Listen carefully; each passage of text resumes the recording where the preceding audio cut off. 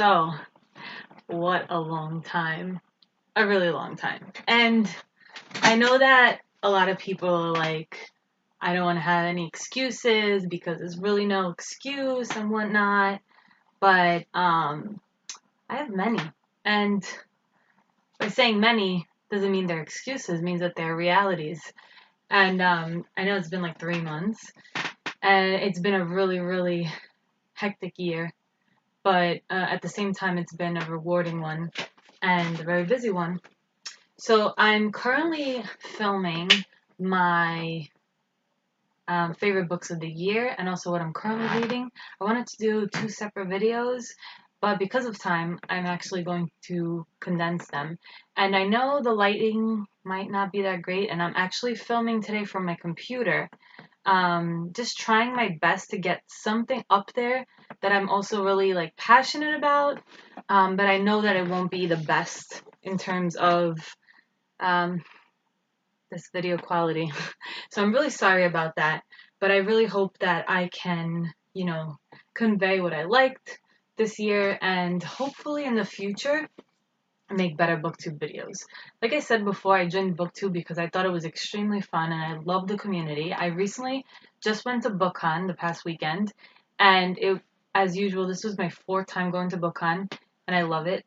And I met Chelsea from Chelsea Darling Reads, and I saw Ariel Bazette. Like, I only saw her, I was behind her, so I was really embarrassed to say, like, Ariel. We were actually sitting for a poetry discussion panel, so that would have been really awkward. So I didn't, decide to, like, call her out while everyone's being quiet, because that would have been really, really awkward. But it was extremely fun. I recommend going to BookCon. It's overwhelming, but it's also a great way to connect. And also, if you're like a writer, you can meet publishing companies and just get yourself out there and, just have a good time. And if you're lucky, like this time we were kind of lucky to find a lot of good books at a discounted price and also a lot of free books. So, what I'm going to do right now, I'm going to list what I'm currently reading, and then I'll talk a little bit about the books that I am most fond of from this past year.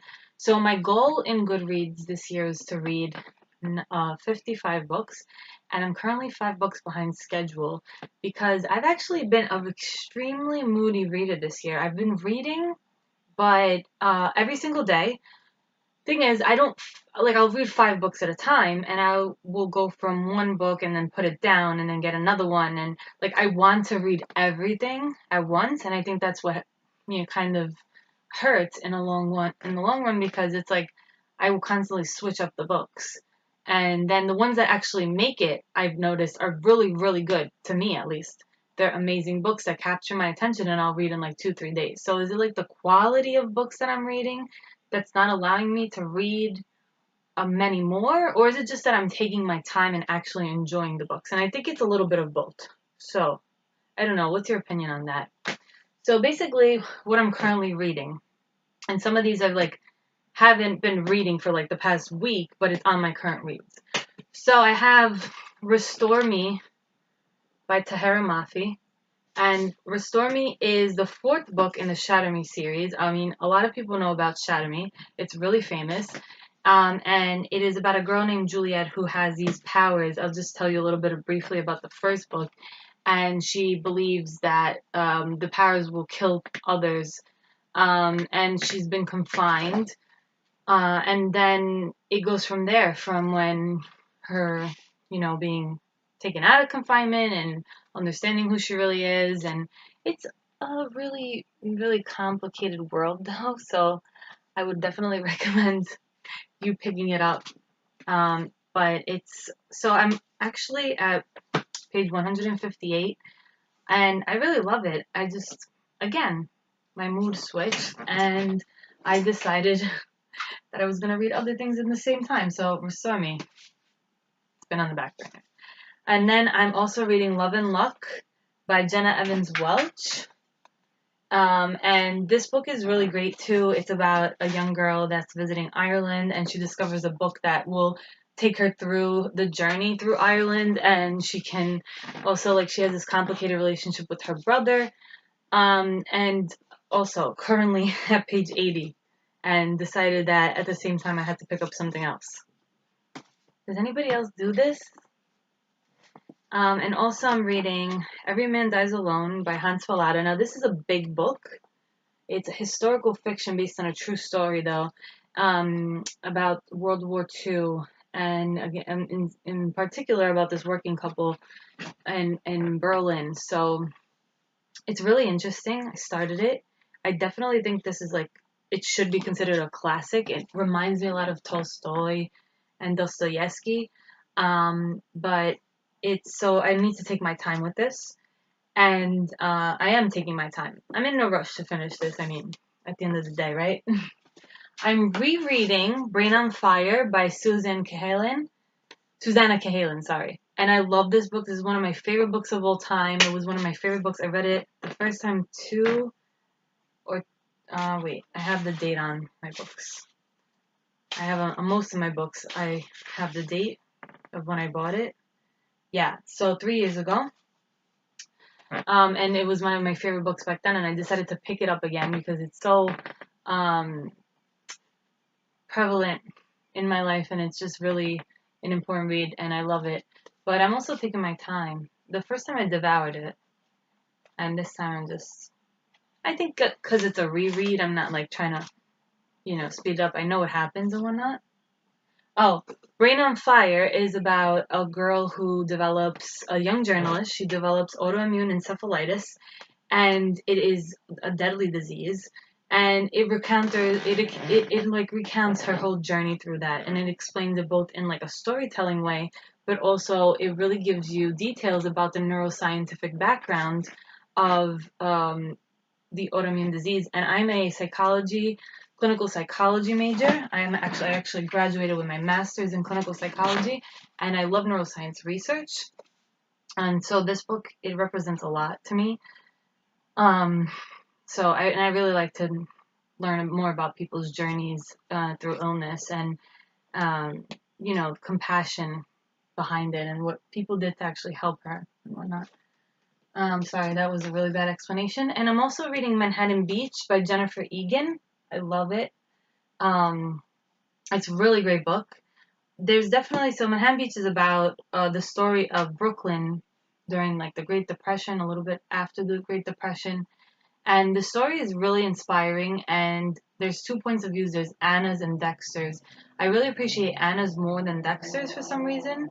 And there's certain parts that I need to go back and read because a little confusing, but I love this book. And this one I'm focusing on more, a little bit focusing on, and along with Brain on Fire. And yeah, so those are what I'm currently reading. And now for my favorite books of 2018. So I have, like I said, read 19 books. But out of those 19 books, like the ones that I say that I've absolutely loved are 1, 2, 3, 4, 5, 6, 7. So that's pretty good. The other ones, it's not like I didn't like them. They got, like high ratings too. A lot of them. It's just that they were my favorite books of all time. So yeah. So this was my first book of the year, Little Fires Everywhere by Celeste Ng, and she's oh my god, she wrote the other book that was Everything I Never Told You, which I loved. Also, was one of my favorite books of all time. And this one, I don't know if this is one of my favorites of all time, but it was really good, and I literally could not put it down once I started reading it. And it's about like this suburban family and another family that moves in, and the complications that arise between them and their relationships, and also the drama and conflict. And literally, it's about class, it's about race, it's like about sexism, everything in this book. So this is a really good book. I really recommend it. Yeah, I should tell you guys the ratings that I gave, but I think I gave that a 5 out of 5 stars. Then I love poetry. I don't know if I've said this before, but The Witch Doesn't Burn in this one by Amanda Lovelace. this is a collection of poetry that's extremely feminist and talks about how women have risen and how we have to keep, fighting for our rights and whatnot, and like the feminist um, experience also, and the sexism that we go through, that we have to experience. For example, I'll read one. Women don't endure simply because we can. No, women endure because we aren't given any other choice. There's like beautiful poems. Or when our abilities became too much, they tried to shut us away in the dark without even a candle to guide us out. Little did they know our woman rage fire would light our path just fine. So I really loved it. I gave this a 5 out of 5 stars also. Then one that I just finished a couple of days ago was Honeybee by Trista Mateer, and I actually got this at BookCon also, and Trista signed it for me, and I absolutely loved it. It's a collection of poetry. It's mostly about relationship and her relationship with her first girlfriend, I believe. I don't know if it's her first girlfriend, but someone she really cared about, and it was beautiful, absolutely beautiful. And I've been writing poetry lately, and so I found a lot of inspiration in it. Then Every Day by David Levitin.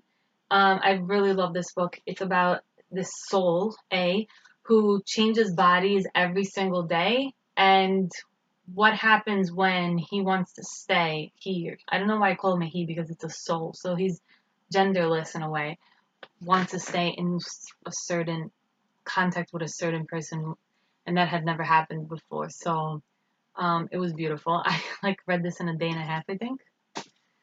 And Out of My Mind by Sharon M. Draper.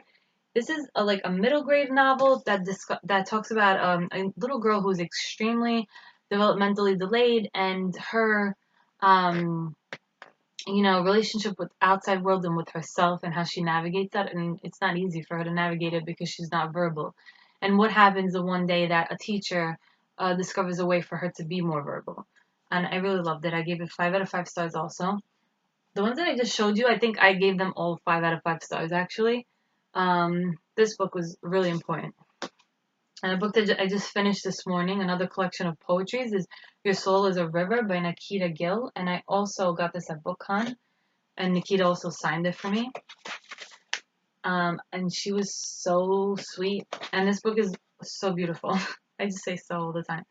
This book is extremely beautiful, and it's like how we are part of the cosmos and all and that. And it's a collection of poetry. And also famous book that my best friend Morgan was completely pushing me to read since she got it for me, which was last summer. And I was reading it at the wrong time, so I put it down. And then when I put it back up, I was like, oh my god, this is so good, and it's so emotional. And that is Flowers for Algernon by Daniel Keyes, or Keyes. I don't know if I'm pronouncing it right. But Flowers for Algernon explores the life of a young man who's Charlie, who was born with a very low IQ. And so researchers try to make him smarter.